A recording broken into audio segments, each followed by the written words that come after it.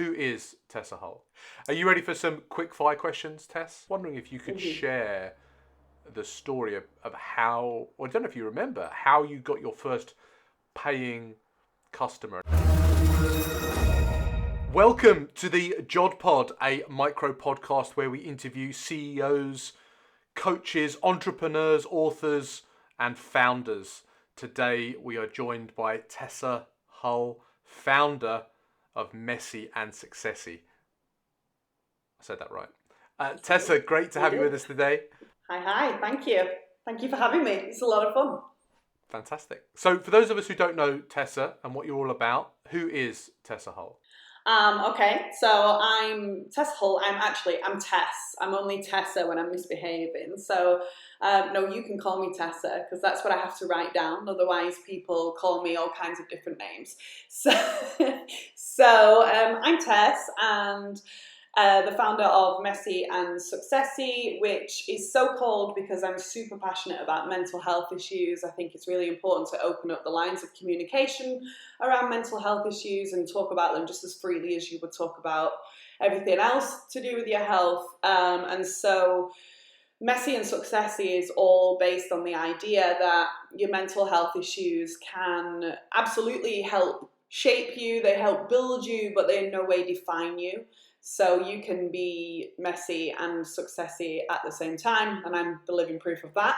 So that's where the business name comes from. And my main focus is helping online business owners utilize their networks, leverage the people that already exist in their world and in their audience so that they can continue to build their business in a way that feels good, that isn't sleazy, DMing, cold pitching, all the things that people don't like doing. So building partnerships and referral systems like affiliate programs to build all of their audience. So I've been doing that for 6 and 7 figure entrepreneurs now, as well as smaller business owners as well, which is awesome because it's a whole different world when you're doing it for someone who's doing a multi-million-dollar launch and when you're doing it for someone who's aiming for their first 10K. It's totally different. So I love the variety with it. So that's me. Wonderful. Tess, it's so great to hear you talk about your business. I think we spoke first 9 months ago, 10 months ago, right at the beginning of lockdown, and it's so cool to hear about all the stuff that you're doing. How long have you actually been an entrepreneur for now?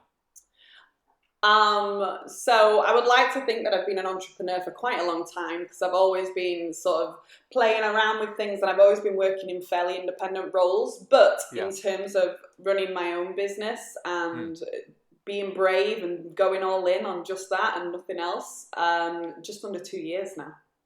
Fantastic. But you always thought that you would end up like this as a business owner running your own thing? Yeah, honestly, I make a terrible employee. So I'm super difficult to manage. And I tend to find myself in leadership positions very quickly. And a big part of that, I think, is because I don't enjoy being told what to do. And so if you're the leader, you get to kind of be the one that gets to decide the direction of where things are going. But of course, doing that for someone else's business and doing it for your own, there's still a degree of freedom. So yeah, I've always tended to find myself in roles with quite a lot of autonomy, like quite a lot of independence. Yeah.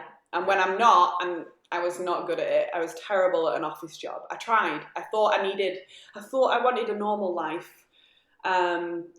Like 9 to 5, get up in the morning, have some breakfast, go to work, complain about the traffic, sit at your desk, maybe eat some birthday cake from the office, go home, go to the gym, eat your food, watch Love Island, go to bed. I lasted approximately 4 months. I was awful at it.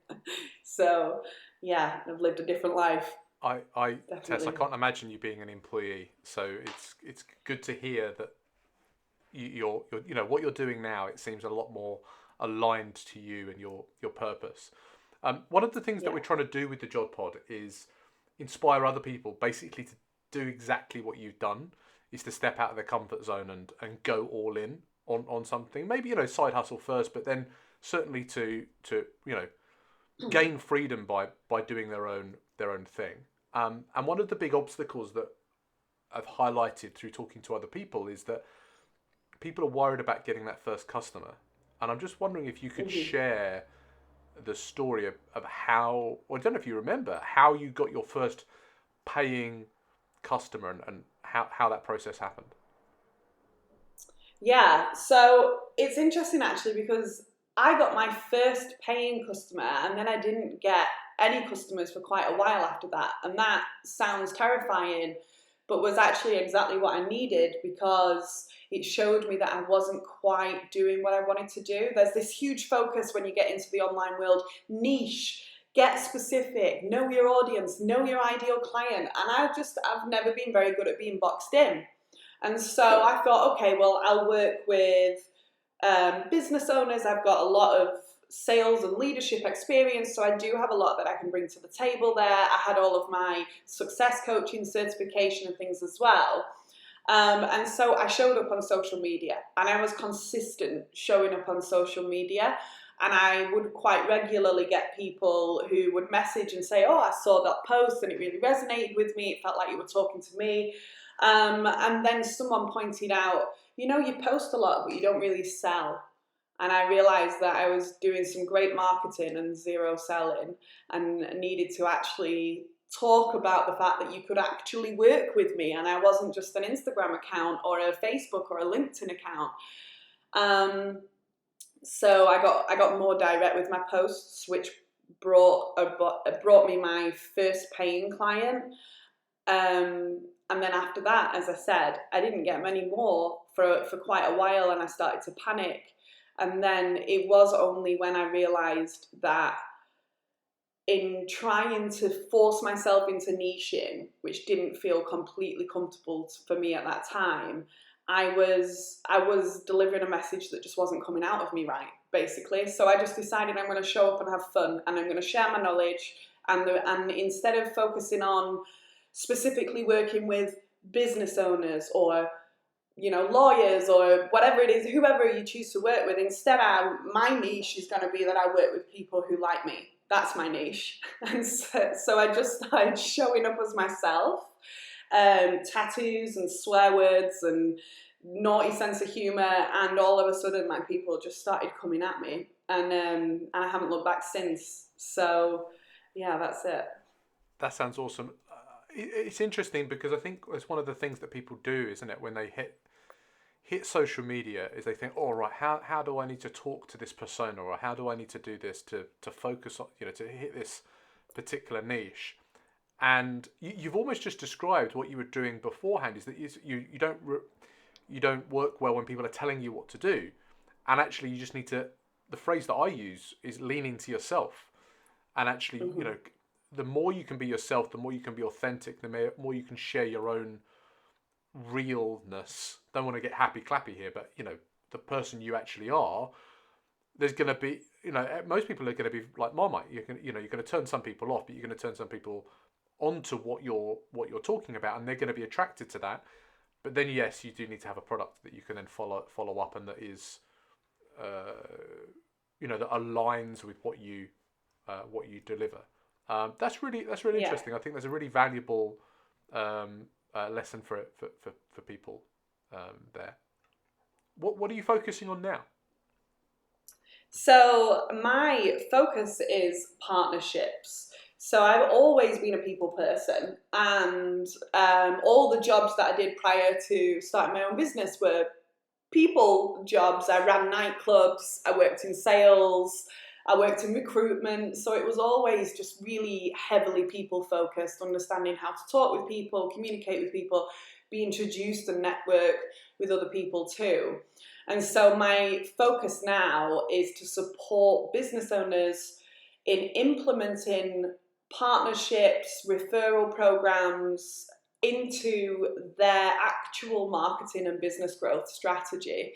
So in a way that feels good for them. So if they're not big, extroverted, face of the business kind of people, that's okay. It's about finding a way for them to network with others, connect with others, create joint ventures, find comfortable groups that they can be a part of that aren't forcing them to be this, big, shiny human sparkler in front of everyone. And then on the flip side, for the people who are more extroverted, love to connect with people, where can we find a way to take that natural energy and extroverted behavior and change it into an intentional marketing activity? So, and I want to make it clear here because I think it's like super important. I don't believe that relationships have to be about business, but I do believe that forming relationships is great for your business. So I just think you can absolutely form connections with people without there being the intention that you want them to buy, or you want to buy from them, or you want them to refer you. It doesn't need to be that. You just never know who could introduce you to someone, who might know of someone who can help you with your problem. There's so many benefits to creating genuine and authentic connections and partnerships in your business. So that's my focus. Yeah. That you never know who people know thing. It's serendipity, isn't it? It's really you have a conversation with someone, you see where it goes. You never know who they might go. Oh, you know who you should speak to. Speak to Tess. Tess will be able to help you out with this. Like it just, those kind of connections are fantastic. But you need to have the way I look at it, you need to have a surface area. You need to have some kind of presence out there that will attract people that want to have those kind of conversations with you. And to be very honest, is one of the reasons why I'm doing the JOD pod. Is I love talking to people. I want to talk to more people that are trying to step out of their comfort zones and that are making things happen. So. Tess, that's really exciting. How does that actually manifest? Like, what do you actually do? Is it a course? Is it a book? Is it coaching? So at the minute, it's one-to-one coaching.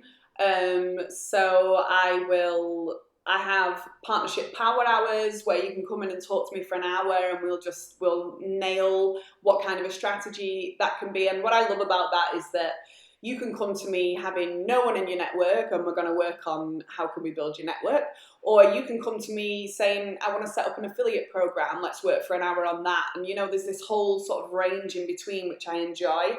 And then I also have an 8-week coaching program as well that focuses specifically on if you want to create an affiliate program in your business. But I am super excited because I'm actually working on a group program now, and I feel like that gets to incorporate all of it. So it's going to be working on not just on the strategy, but actually on the mindset, because you wouldn't believe the mindset issues that come up when you ask people to connect with other people. Like, why would anyone want to promote me? Or why would anyone want to help me? Or people are just going to think I'm rude or cheeky going to them and asking them to help me in some way. There's that feeling of asking for help. Does it look like I'm failing? Does it look like I'm not doing a good job? People are going to steal my things if I share them with them.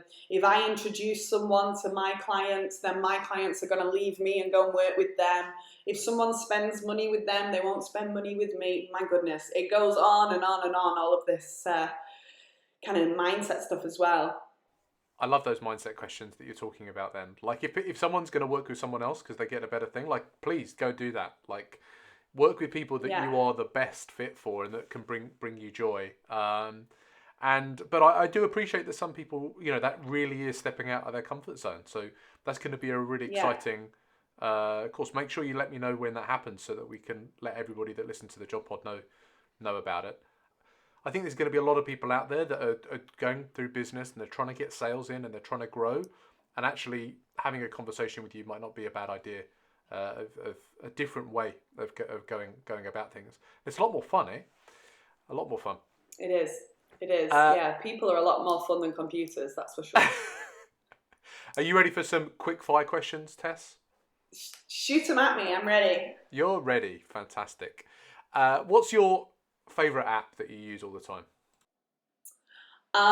Favourite app. I use Asana a lot.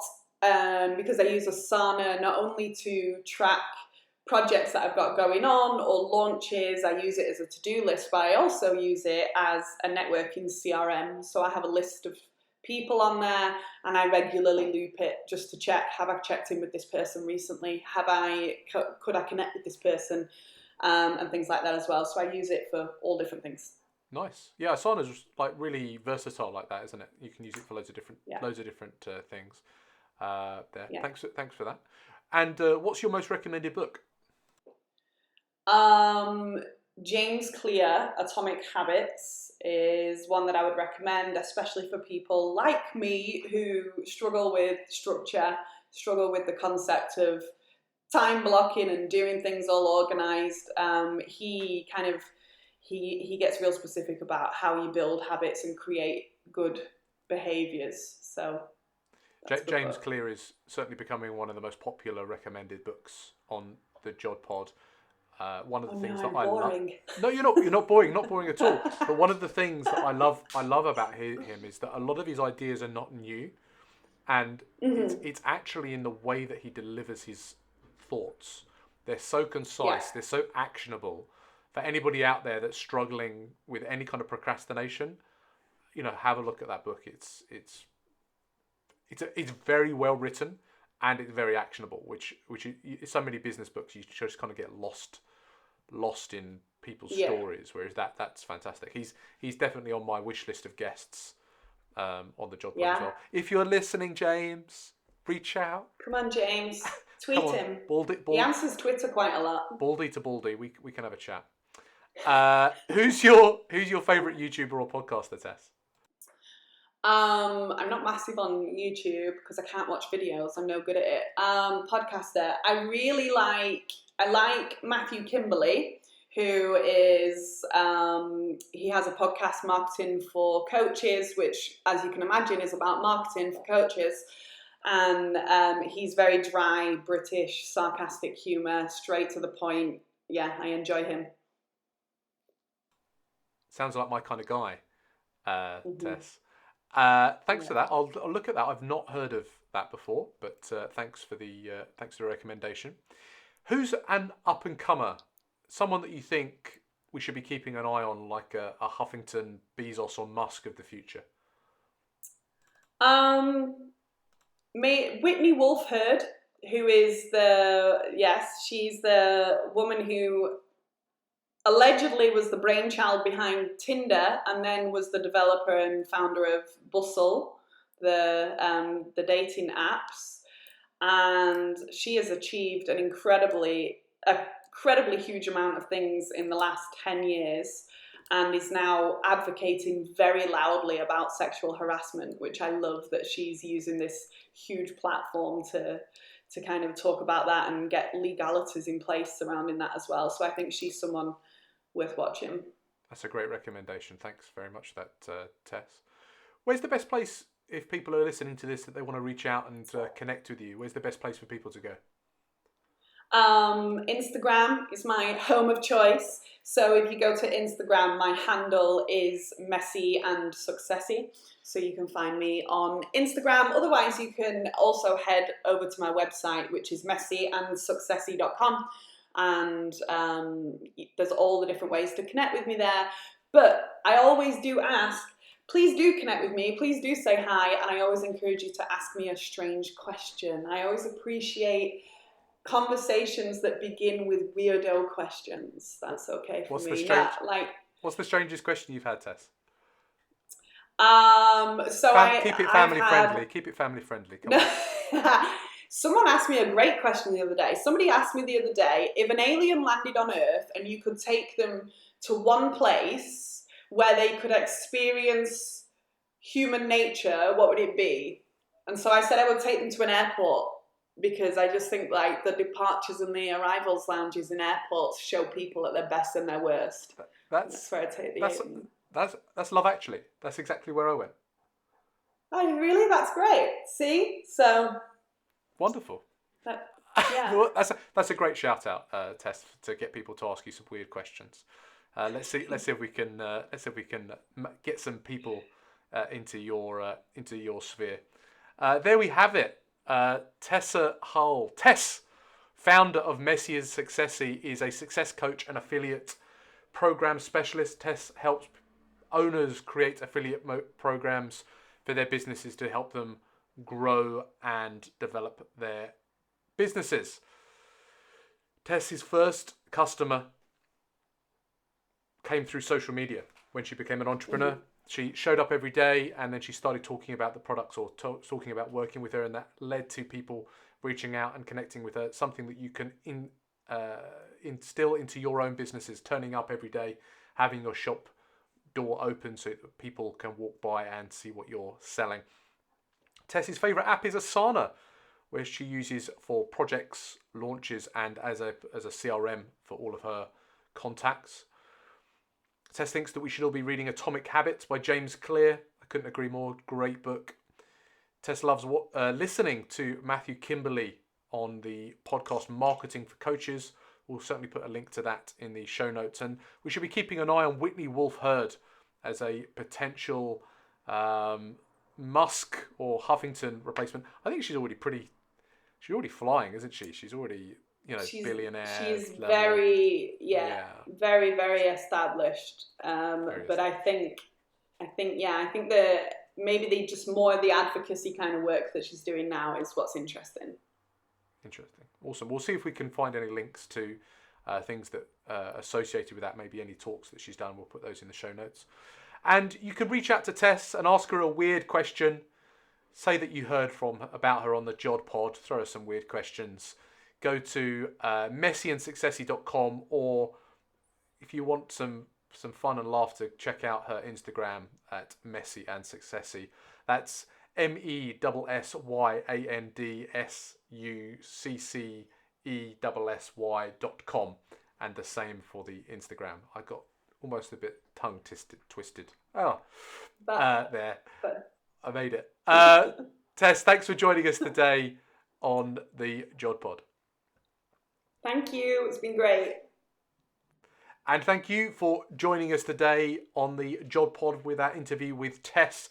To make sure you don't miss out on any of these future interviews that we're doing, you need to play the YouTube game, subscribe, hit the thumb up, bang the bell so that you get notified every time we put up do the YouTube dance. Thanks, Tess. And also, let's ask Tess some weird questions in the comments below. I'm sure she'll come back and answer every single one of them. It'll make you feel better. It'll give you that kind of altruistic feedback loop that you've all been looking for. So hopefully you've been inspired by what Tess is talking about today. Go and build something yourself. Inspire the next generation. Thanks for joining us today on the JOD pod. If you enjoyed this interview, why don't you check out some of these other interviews that we've done on the JOD pod. More inspirational CEOs, coaches, entrepreneurs, founders, and authors.